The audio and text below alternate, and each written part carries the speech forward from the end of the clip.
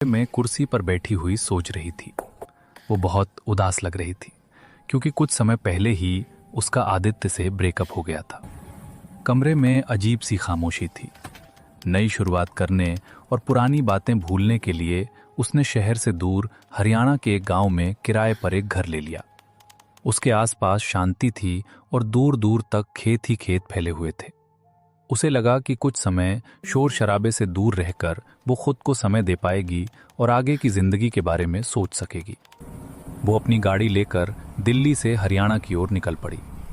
चांदनी रात में अरुषि अकेली गाड़ी चलाते हुए अपना सफर तय कर रही थी। रास्ते सुनसान होते जा रहे थे और चारों ओर अजीब सी खामोशी छाई हुई थी। कुछ देर सफर करने के बाद वो पहाड़ी रास्तों के पास पहुंच गई। अंधेरा इतना घना था कि गाड़ी की हेडलाइट भी रास्ता ठीक से नहीं दिखा पा रही थी। चारों तरफ पेड़ों की परछाइयां डरावनी आकृतियों जैसी लग रही थीं। काफी देर तक सफर करने के बाद आखिरकार अरुषि उस पहाड़ी इलाके में बने घर के पास पहुंच गई। वो गाड़ी से उतरी और कुछ पल तक उस घर को गौर से देखने लगी। घर बिल्कुल शांत और सुनसान खड़ा था। थोड़ा झिझकते हुए उसने अपना फोन निकाला और कॉल करने लगी। हेलो नरेश जी, मैं यहाँ पहुँच गई हूँ। घर की साफ सफाई वगैरह तो करवा दी है ना आपने? जी हाँ मैडम, मैंने घर की पूरी साफ सफाई करवा दी है। आप आराम से अंदर जाइए। अगर किसी चीज की जरूरत पड़े तो आप मुझे कॉल कर सकती हैं। नरेश जी, एक बात पूछनी थी। ये घर काफी समय से खाली तो नहीं था? मतलब यहाँ पहले कोई रहता था क्या? मुझे बस ऐसे ही पूछना था। जगह थोड़ी अलग सी लग रही है। उम्मीद है आपको बुरा नहीं लगा होगा। नहीं नहीं मैडम, बुरा लगने जैसी कोई बात नहीं है। घर पुराना जरूर है, लेकिन रहने लायक है। पहले लोग यहाँ रहते थे, फिर धीरे धीरे सब शहर चले गए। गांव में अब वैसे भी ज्यादा कोई टिकता नहीं। आप निश्चिंत रहिए, यहाँ आपको कोई परेशानी नहीं होगी। आरुषि अपना बैग उठाकर घर के अंदर जाने लगी।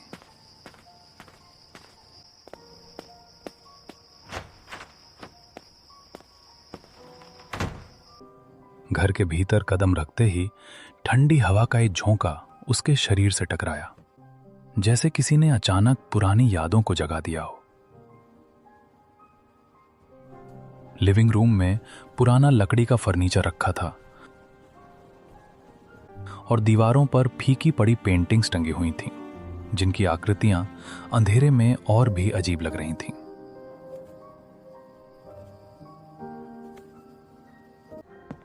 आरुषि अपना छोटा बैग लेकर सीढ़ियों के पास पहुंची। कुछ पल रुककर उसने ऊपर की ओर देखा, फिर धीरे धीरे सीढ़ियां चढ़ते हुए ऊपर वाले कमरे की तरफ बढ़ने लगी।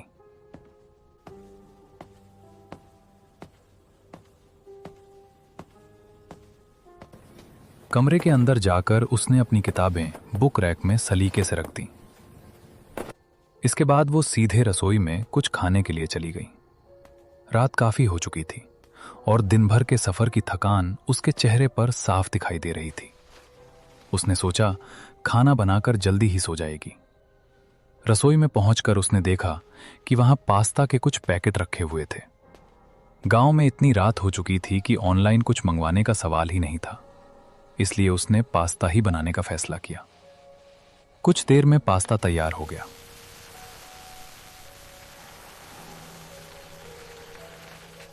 उसने उसे एक बोल में निकाला और वहीं डाइनिंग टेबल पर बैठकर खाने लगी। पूरा घर खामोश था। बस चम्मच की हल्की आवाज उस सन्नाटे को तोड़ रही थी।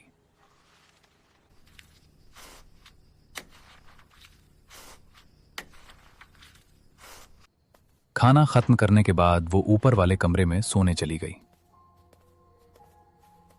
बिस्तर पर लेटते ही सफर की थकान उस पर हावी हो गई और देखते ही देखते उसकी आंखें बंद हो गईं। पूरे घर में गहरी खामोशी छा गई, मानो कोई उस नींद के टूटने का इंतजार कर रहा हो। रात के सन्नाटे में सोते सोते आरुषि को अचानक किसी औरत के रोने की आवाज सुनाई दी। वो घबराकर नींद से जाग गई और उठकर बिस्तर पर बैठ गई। दिल जोर जोर से धड़क रहा था। वो उस आवाज का पीछा करते हुए धीरे धीरे नीचे की ओर जाने लगी।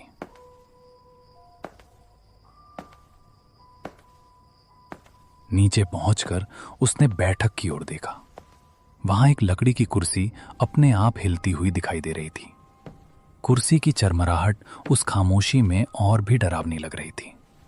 लेकिन अचानक एक पल में ही वो कुर्सी हिलना बंद हो गई। ये देखकर आरुषि की रूह कांप उठी। बिना कुछ सोचे समझे वो वहां से भागती हुई ऊपर अपने कमरे में आई और बिस्तर पर लेट गई। वो बहुत ज्यादा घबरा चुकी थी।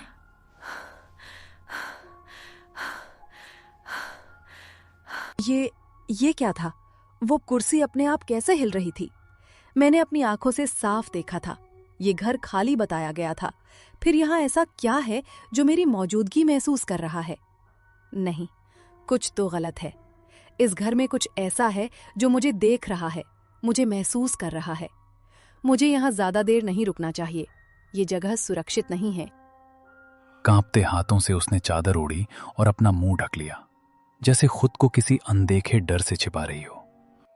कमरा फिर से खामोश था, लेकिन उस खामोशी में अब सुकून नहीं था।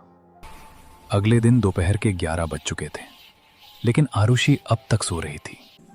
ऐसा लग रहा था जैसे वो कल रात की डरावनी घटनाओं से पूरी तरह थक चुकी हो और गहरी नींद में डूबी हुई हो।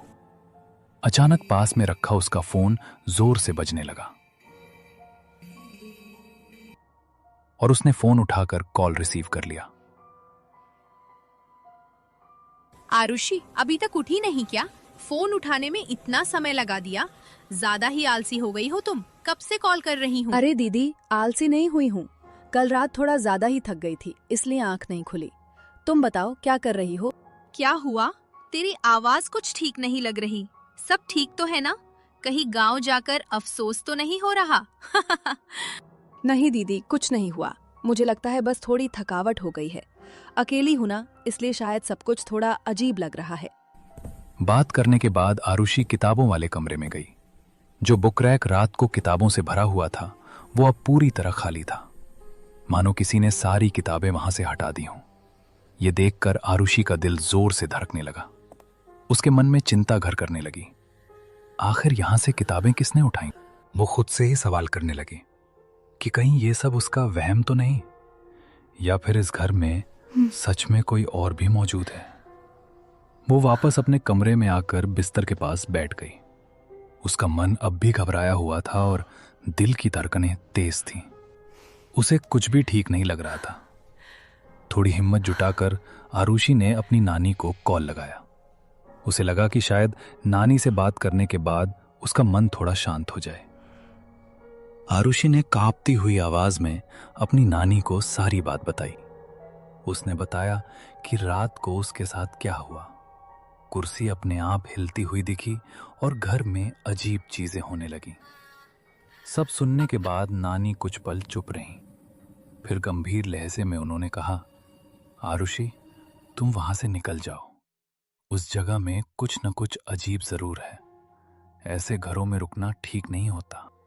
किसी अनजान डर से घिरी हुई उसने एक छोटा कैमरा लिया और उसे घर के एक कोने में छुपा कर रख दिया। इसके बाद वो अपना लैपटॉप लेकर ऑफिस का पेंडिंग काम करने लगी। काम करते करते उसे पता ही नहीं चला और शाम ढल गई। बाहर अंधेरा छा चुका था और घर के अंदर सन्नाटा और गहरा हो गया था। तभी अचानक बाहर से दरवाजे की घंटी बजने की आवाज आई। आरुषि चौंक गई। उसके मन में सवाल उठा, इस वक्त यहाँ कौन हो सकता है? वो तो यहाँ किसी को जानती भी नहीं थी। डरते डरते वो दरवाजे की ओर बढ़ी और दरवाजा खोल दिया, लेकिन बाहर कोई भी नहीं था। तभी उसकी नजर दरवाजे पर लगी घंटी पर पड़ी। वो तो पुरानी और टूटी हुई थी। आरुषि को जरा सा भी अंदाजा नहीं था कि उसके साथ क्या होने वाला है। घर के बाहर काले साए चुपचाप घूम रहे थे, लेकिन वो इस सच्चाई से बिल्कुल अनजान थी। वो अपना सामान पैक करने लगी और सोचने लगी कि सुबह होते ही यहां से निकल जाएगी। कपड़े और बाकी सामान पैक करने के बाद वो अपने कमरे में चली गई और बिस्तर पर लेट गई। रात के करीब 2 बज रहे थे। पूरे घर में सन्नाटा पसरा हुआ था तभी अचानक बाहर से फिर दरवाजे की घंटी बजने लगी। इस बार वो आवाज लगातार आ रही थी। आरुषि घबरा कर उठ बैठी। उसका दिल जोर जोर से धड़कने लगा। उसने घड़ी की तरफ देखा, ठीक 2 बजने वाले थे। घर की घंटी लगातार बज रही थी। आरुषि बिस्तर पर ही बैठी थी। उसकी उठने की बिल्कुल हिम्मत नहीं हो रही थी कि वो दरवाजे के पास जाकर दरवाजा खोले। घंटी के साथ साथ उसे फिर से किसी के रोने की आवाज आने लगी। आरुषि पूरी तरह से घबरा चुकी थी। वो इतना समझ चुकी थी कि जिस घर में वो रह रही है उसमें कोई और भी है जो इंसान नहीं है। आरुषि हिम्मत करके नीचे गई। वो लकड़ी की कुर्सी फिर से हिलती हुई देखती है, पर इस बार उस कुर्सी पर एक सफेद साड़ी पहने महिला बैठी थी, जिसका चेहरा उसके बालों से ढका हुआ था। ये देखकर आरुषि के मानो पैरों तले से जमीन ही खिसक गई। तभी वो अचानक आरुषि की तरफ देखती है। उसकी आंखों के काले गड्ढे, सफेद चेहरा, खुले बाल और अजीब सी आंखें, और उसका अजीब सा हंसना, काले दांत, सब कुछ देखकर आरुषि का दिमाग ठनक गया। वो धीरे धीरे आरुषि के पास आती है। अगले दिन वहां उस घर में सिर्फ फोन बज रहा था जो जमीन पर गिरा पड़ा था।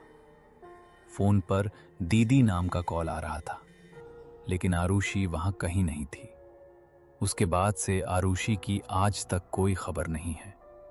क्या वो उसे अपने साथ ले